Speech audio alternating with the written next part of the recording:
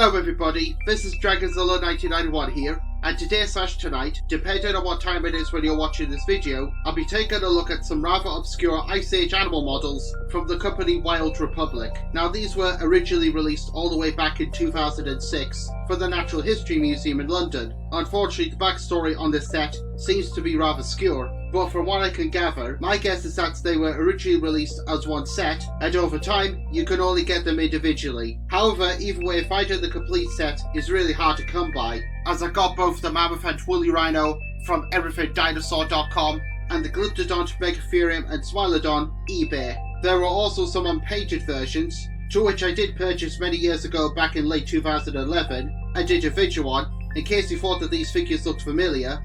The link is in the description below. But what really made me want to add these to the collection was because looking at the painted versions, I realised that they were actually vinyls, just like the Godzilla models from Bandai, and because I collect many kaiju vinyl figures all the time, I decided to complete my childhood request and ordered them for my birthday and Christmas. Anyway, let's now take a look at these models. First up is the icon of all Pleistocene Goliaths, which is of course the woolly mammoth. And this is a figure that I would have been all over as a child. Now when it comes to mammoth models, they're usually spot on accurate, because thanks to frozen specimens being discovered in the permafrost and prehistoric cave art painted by our ancestors, we know what the woolly mammoth looked like. And for this particular figure, well, for the most part he's fairly quite accurate. However, I have noticed some inaccuracies. For example, the legs are too scrawny, where they should be thick, because this was, after all, a giant of the Ice Age, and not to mention a rather heavyweight beast. And I highly doubt that those legs would be able to support such a titan. For the tusks, I like that they're weathered ivory clean, and the actual product did a much better job than I did, as mine almost look kinda yellow in comparison, but they've also been positioned too far down. And to be fair, some elephants do have their tusks pointed at different angles, so it's possible that mammoths would have been the same, and they're also crossing one another, to which again is most likely to have occurred with these colossuses.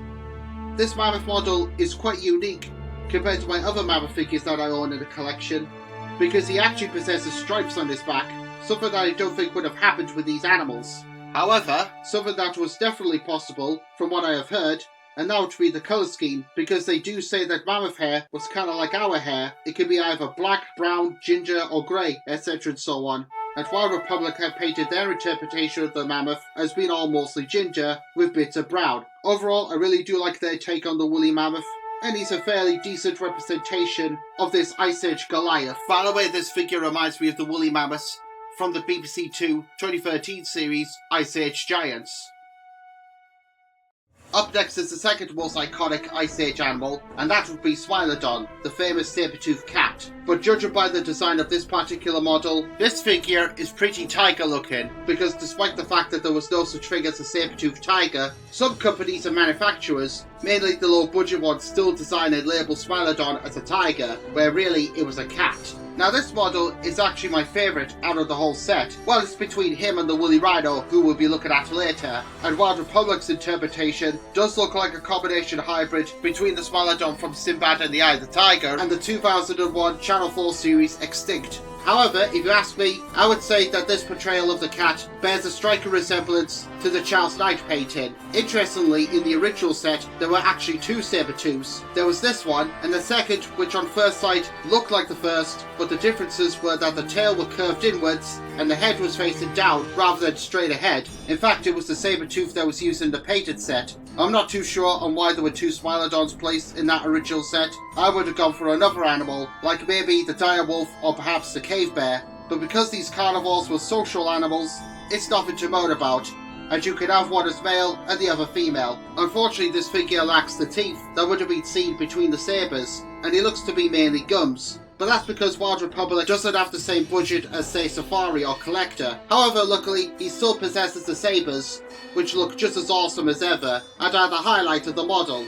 The colour scheme is like that of a lion, with the odd spot scattered throughout the body. Despite the inaccuracies, this is a nice looking Smilodon, and a must have if you're an enthusiast of this animal. Like I am, even though there are other better saber-toothed cat figures out there on the market, but he still has his charm. And yes, that Mojo figure is also new to the collection, and we'll definitely look at that one another time. From South America, we have the giant ground sloth Megatherium, And what are my opinions on Wild Republic's interpretation? Well, I like the design of the animal, as he's standing bipedally and his arms are reaching out, as if he is about to grasp onto a tree. And I also love the face too, as it's the most animal looking, even though all the Megatherium in the set are animals too. You know what I mean. However, I'm not a fan of the colour scheme, as it's a mixture of tan brown and dull cream, which sort of makes me think of Sid from the Ice Age movies. I can understand why they painted him like this, and it sorts to make him a lot more colourful, because this was a set that would appeal to more younger enthusiasts. But it's not like dinosaurs, avian and non-avian, where you can portray them in as many colours as you like, as birds and reptiles can be seen in many colours themselves. Even though there are some particular dinosaurs, such as Boreal Penta and Psittacosaurus, forgive me if I butchered that, where we do know what colours they were. But when it comes to mammals, it's not so easy, because they tend to repeat, and if the ground sloth was in the same colour scheme as, say, the woolly rhino for example, then this would have been a rather dull set indeed. However, as I said, I can see where they're coming from, and there are other ground sloth models that have more ideal paint jobs. Anyway, I still like Megatherium, as he's another really nice looking figure. However, I think I do prefer how I painted him. Here's another oddity that was native to the Americas, and that would be the overlooked but still recognisable Glyptodon. And I say overlooked because, although it's still an animal that will come up in the top 10 list of Pleistocene titans, it appears to live more in the shadow of its larger cousin Didacurus, because that giant, as I've said many times before, was the mammalian Ankylosaurus, where Glyptodon was just simple looking in comparison. So for the model itself, and yes, compared to the others, he's just simple looking, as this animal was after all a giant armadillo. Now when I repainted my original Glyptodon, I went for a bluish colour scheme because I was trying to match Wild New World's portrayal of the animal, but what Wild Republic went for is what I can only describe as earthy beige, well at least for the shell, cap and tail, and the underbelly is earthy brown. Speaking of which, the tail is quite short and stubby, although they could come in many different shapes and sizes, depending on the genus and environment. And like with Megatherium, the face is just as animal looking. However, I do think that might be just a little bit too elongated, because Glyptodons did rather have short faces. Probably not the most popular figure out of the whole set, but it's still a charming looking Glyptodon model. And despite being all simple looking, I think this animal deserves a lot more acknowledgement, because it would be great if we got an updated Glyptodon figure, or even its cousin Glyptotherium, from any company, even Schleich. Because after all, if they've knocked it out of the park with their upcoming Woolly Mammoth and Smilodon for next year, even though those particular figures haven't been released yet, surely they could do the same for Glyptodon. Finally out of the set is Smilodon, otherwise known as the Woolly Rhino.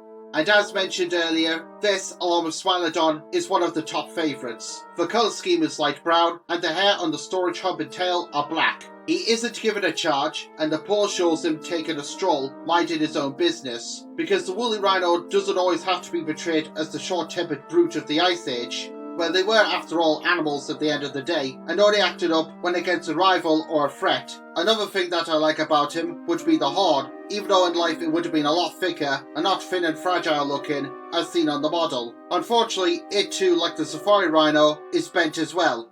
I also like the facial expression too, as it shows Smilodon to be a pretty strong animal, and you can tell that this Goliath is designed to withstand the snow. As I said at the start of the video, Smilodon was ordered off everythingdinosaur.com along with the woolly mammoth, and they both look fantastically great together. I meant to take a picture, but I forgot. Overall, I really do like the woolly rhino. It's definitely a figure that I would have been all over many years ago as a kid, and a real pitiful bloomin' shame that he was dropped from the painted set, because I would have loved to have repainted him in my own colour schemes. So, what are my final thoughts on the Wild Republic Ice Age Animals set?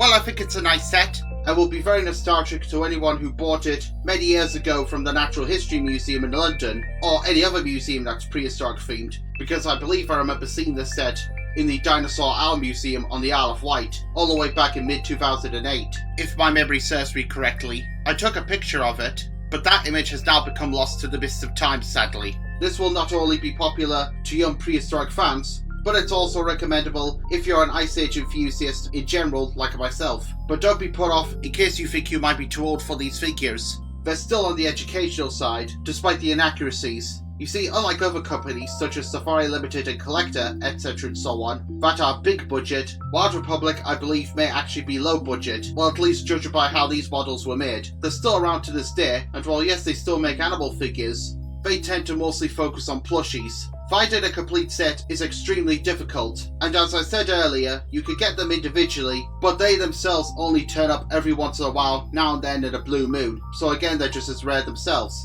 However, I would also bear in mind that there are bootleg counterparts too, so be careful if you're looking for these. By the way, one last thing before I go, there is something that I would like to address. In my review on the Safari Limited Prehistoric Life tube, I briefly mentioned about the new repainted set and said if it ain't broke, don't fix it. Well actually, from what I've heard since that video came out, it's meant to be an improvement, and looking at the image again, I can see why. However, I'm still not a fan of the albino Megatherium, but again, it could be represented the smaller cousin Megalonyx. Anyway, that's all I've got to say now, folks. This is Dragonzilla1991 signing out. Take care, thank you all very much for watching, and I'll see you all next time. Bye for now.